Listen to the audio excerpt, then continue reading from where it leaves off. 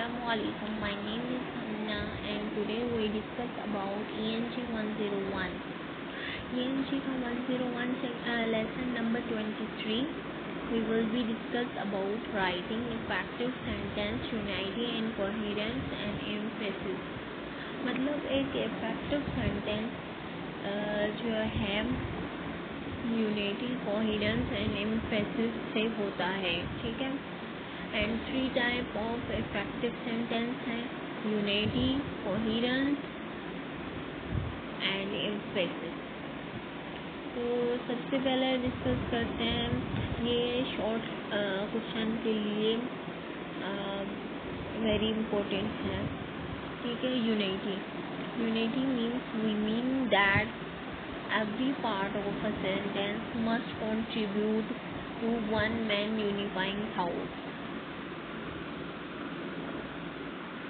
And coherence, unity means we mean that every part of a sentence must contribute one main unifying thought. इसका मतलब ये है कि एक यूनिटी सेंटेंस की खासियत वो होती है जो उस सेंटेंस में वन मैन थाउट हो, मतलब एक आइडिया हो, मैन आइडिया हो, वो यूनिटी सेंटेंस कहलाता है, यूनिटी कहलाता है. Coherence, we mean that various parts of a sentence must follow one another in an order which makes their relationship clear. मतलब कि जो भी various part of sentence का हो जो follow हो one and order their में मतलब relationship को clear करता है. और कोहिरेंस मतलब रिलेशनशिप को बनाता है, क्लियर करता है. Emphasis, we mean that the most important part of a sentence must so place the attention is directed toward them rather than word less important part. मतलब इम्पोर्टेंट जो वो चीज़ें होती हैं सेंटेंस में उनको अटेंशन देता है डायरेक्टेड, और लेस इम्पोर्टेंट पार्ट मतलब जो है ना इम्पोर्टेंट पार्ट नहीं होता उसको वैल्यू नहीं देता. फिर नीचे डिस्कस कर रहे हैं यूनिटी के बारे में. कह रहे हैं कि a good sentence should have unity. एक अच्छा सेंटेंस वो होता है जिसमें यूनिटी हो. It express one man idea. ये वही पिछली बात कर रहे हैं कि इसमें one man idea any sentence में होना लाजिम है. देन आगे बढ़ते हैं कि हाँ, unity is violated in 5 ways, ठीक है. So by combining unrelated ideas, मतलब कि अनरिलेटेड आइडियाज़ नहीं होने चाहिए. Putting too many ideas detail in single sentence, मतलब एक सेंटेंस में मैनी आइडियाज़ शामिल ना हो और एक ही सिंगल सेंटेंस में इतनी ज़्यादा डिटेल ना हो. Failure to complete an idea और ग्रामेटिकल इंस्ट्रक्शन, उसमें कोई ग्रामेटिकल इंस्ट्रक्शन ना हो. Subordinate and parallelism, combining unrelated ideas, मतलब कि जो है ना कंबाइनिंग में अनरिलेटेड आइडियाज़ का नहीं होना चाहिए. टू मैनी आइडियाज़ और डिटेल, मतलब ज़्यादा आइडियाज़ और डिटेल एक सेंटेंस में नहीं होनी चाहिए. Failure to complete an idea और ग्रामेटिकल कंस्ट्रक्शन. तो जैसे ये एग्जाम्पल में इन्होंने बताया this is such heavy chair, तो इसको ऐसे भी कहा जा सकता है ना, this is such a heavy chair that is not easy to carry. So failure होता है जो कंप्लीट एन आइडिया और ग्रामेटिकल कंस्ट्रक्शन नहीं होता. उसके बाद आता है इंडिपेंडेंट और डिपेंडेंट. हाँ, those that express complete thoughts are independent, और मेन क्लास जो मतलब एक्सप्रेस करता है कंप्लीट थाउट उसे इंडिपेंडेंट और मेन क्लासेस कहा जाता है. और जो कंप्लीट थाउट नहीं देता, कंप्लीट मैन आइडिया नहीं देता, उसको डिपेंड एंड सबऑर्डिनेट क्लास कहा जाता है. उसके बाद आते हैं उसके बाद ये प्रैक्टिस है, अगर इनको आप उसमें ला रहे हैं तो वेल एंड गुड है, वरना मैं इसके लिए अलग से वीडियो बनाऊंगी। उसके बाद आते हैं lecture number 24, writing identifying sentence errors. तो ये प्रैक्टिस है, आप लोगों ने करनी है, बहुत इम्पोर्टेंट है। अगर कर लेते हैं तो वेल एंड गुड, नहीं करते तो आप इजीली मुझे कमेंट सेक्शन में कह सकते हैं कि मैं इसके लिए अलग से वीडियो बनाऊंगी। Sentence error to be avoided. So, having considered the general element to make effective in sentence, we will know the 4 common errors in sentence. कह रहे हैं कि 4 error in sentence construction में होते हैं। These should be avoided to all in writing English. These error are, सबसे पहले sentence fragment. Sentence fragment, as a Pyres tells you, is less than a sentence. It is a fragment because it lacks a subject, मतलब lacks a subject or verb, or because it does not express a complete. Sentence fragment वो होते हैं जिसमें या तो subject missing हो या verb missing हो, और कंप्लीट थाउट या कंप्लीट सेंटेंस को ये भी कह सकते हैं कंप्लीट थाउट नहीं दी गई हो। और इसके बाद आता है डिपेंडेंट वर्ड फ्रेगमेंट, नहीं, उसके बाद sentence a group of words that must contain a subject and verb is called sentence.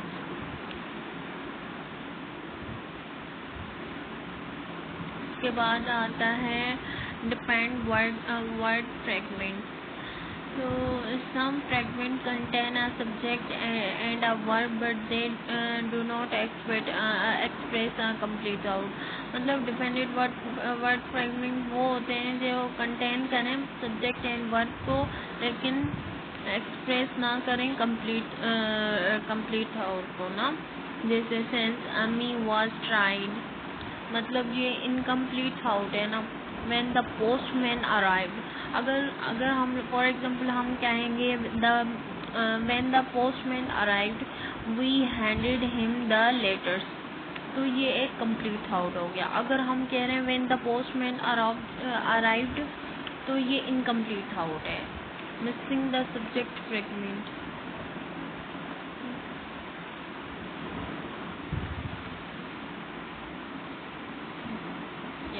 Missing the subject fragments, तो ये होता है जिसमें मिसिंग होता है सब्जेक्ट, ठीक है। जैसे the poor man paid all her utility bills but when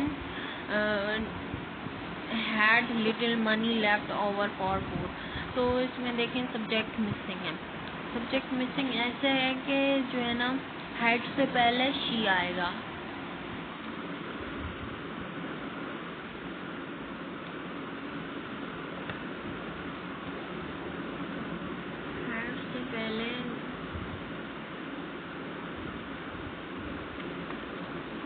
उसके बाद आते हैं ये प्रैक्टिस। अगर आप लोग करना चाहें तो वेल एंड गुड, अगर नहीं करना चाहें तो आप लोग मुझे कह दीजिएगा कमेंट बॉक्स में, ताकि मैं आप लोगों के लिए अलग से वीडियो बना सकूं। उसके बाद आता है lecture number 25, writing revising sentence error. मैं आप लोगों को जो मेन चीज़ें हैं जो फाइनल टर्म में आएंगी, और मैं वीडियो को इतना लेंदी इसलिए नहीं कर रही ताकि आप लोगों की ज़्यादा चैप्टर्स एक वीडियो में कंप्लीट हो जाए। राइटिंग रिवाइजिंग एरर्स, ठीक है। तो लेसन नंबर 25 को डिस्कस करते हैं, जिसमें a run on sentence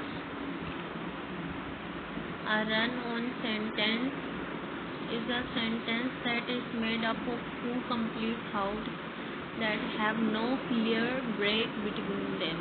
There are two kinds of run-off sentence, full sentence, comma-like sentence.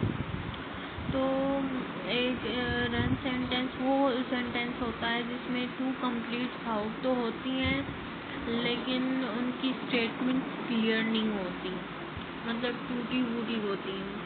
फिर कह रहे हैं कि रन ऑन सेंटेंस के दो काइंड्स होते हैं, एक है फ्यूज सेंटेंस, दूसरा है कॉमा स्लाइड। फ्यूज सेंटेंस वो सेंटेंस होता है जो टू और मोर सेंटेंस को run together करे with no marks of punctuation between them are said to be fused.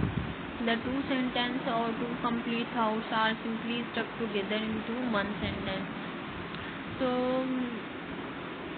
Basically fuse sentence ये होता है कि दो से ज़्यादा सेंटेंस को रन करवाया जाए और उसको नो मार्क्स और पंचुएशन मार्क्स कोई ना दी जाए। Between them are said to be fused. फिर कह रहे हैं कि टू सेंटेंस को टू कंप्लीट हाउस को सिंपली स्टक कर दिया जाए टुगेदर इन वन सेंटेंस में, मतलब दो सेंटेंस मिला के एक ही सेंटेंस में कवर अप करके लिखा जाए और विदाउट कोई कॉमा के। ठीक है, उसके बाद आता है कॉमा स्लाइस। तो मतलब इसमें ये होता है कि मिसयूज़ किया जाता है कॉमा स्लाइस का ना, मतलब जहाँ ज़रूरत ही नहीं होती वहाँ पर यूज़ किया जाता है। उसके बाद आता है, या अगर आप प्रैक्टिस के लिए करना चाहें तो वेल एंड गुड है, अगर नहीं करना चाहें तो भी ठीक है। और उसके बाद आता है सिंगल वर्ड मॉडिफायर। ये अगर आप प्रैक्टिस के लिए करना चाहें तो वेल एंड गुड है, नहीं तो भी ठीक है। तो सिंगल वर्ड मॉडिफायर, हाँ single word modifier. Single word modifier वो होता है जैसे पे special attention to single word modifier such as only, almost, जैसे ओनली, ऑलमोस्ट, नियरली, ये सिंगल वर्ड मॉडिफायर्स होते हैं। For example I ask my boss for only 1 days leave but he refuse. मतलब मैंने अपने बॉस को छुट्टी के लिए, एक दिन छुट्टी के लिए कहा और उन्होंने रिफ्यूज़ कर दिया। फिर डेंगलिंग मॉडिफायर। डेंगलिंग मॉडिफायर वो मॉडिफायर होता है जैसे starting dreamily into speech the instruction loud voice starting में। फिर आते हैं lecture number 26, subject verb agreement. Subject verb agreement, revision of present tense. तो इसमें आता है first form are present connect the verb has two forms ES and S. मतलब present tense में ना वर्ब की फर्स्ट फॉर्म यूज़ होती है एंड ईएस और एस वर्ब की फॉर्म लगती है। और उसके बाद आता है subject and verb separated by prepositional phrases. तो जिसमें these words are used in prepositions such as in, on, for, from, of, to। मतलब sorry to say, subject and verb separated by prepositional phrases। तो इसमें use होता है helping verb। These words are used in prepositions such as in, on, for, from, of, to। ये वाले words use किए जाते हैं। और उसके बाद आता है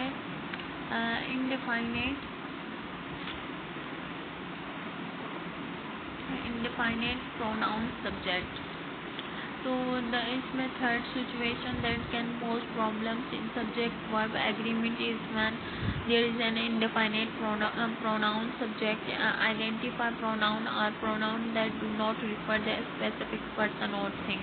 For example, each, anyone, everybody, anybody, either, everyone, everybody, something, everything, neither, someone, somebody, something, no one, on, nobody, nothing। तो इस तरह के वर्ड आइडेंटिफाई प्रोनाउन सब्जेक्ट में यूज़ किए जाते हैं।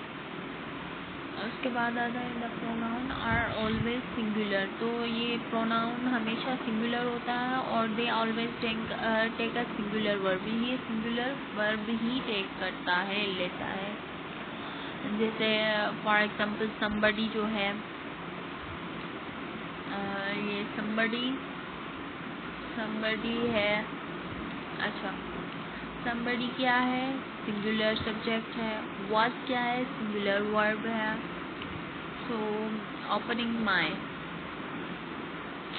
Letter. somebody was opening my letter। somebody क्या है, सिंगुलर सब्जेक्ट है, और was क्या है, सिंगुलर वर्ब है। opening my letters compound subject. Compound subject वो सब्जेक्ट होता है जो कि fourth and last situation which can pose problem in subject. Verb agreement are usually two or more subjects which are joined by and they require a plural verb। मतलब compound subject वो subject होता है जो fourth या last situation में pose करे problems को इन subject verb agreement के थ्रू। यूजुअली टू और मोर subjects which are joined by and they require plural verb। petrol and car repairs are my biggest expensive everything।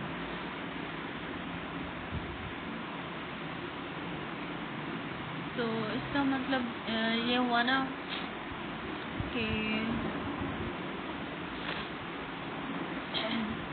ये प्रैक्टिस के लिए चीज़ें हैं, आप लोगों ने करना नहीं भूलना। और लेक्चर नंबर 27 में लेक्चर नंबर 27 और 27 से लेक्चर 45 तक मैं आप लोगों को इंशाल्लाह फाइनल टर्म की प्रिपरेशन करवाऊंगी, उसके बाद क्विज वगैरह करवाऊंगी ताकि आप लोग इजीली अंडरस्टैंड कर सकें चीज़ों को। और कोशिश करूंगी आप लोगों के लिए और भी वीडियोस बना सकूं। तो तब तक के लिए अल्लाह हाफ़िज़, और मेरे चैनल को सब्सक्राइब करना मत भूलिएगा और बेल आइकन को क्लिक करना मत भूलिएगा। अगर वीडियो इन्फॉर्मेटिव लगी तो मुझे कमेंट सेक्शन में ज़रूर बताइएगा। अल्लाह हाफ़िज़।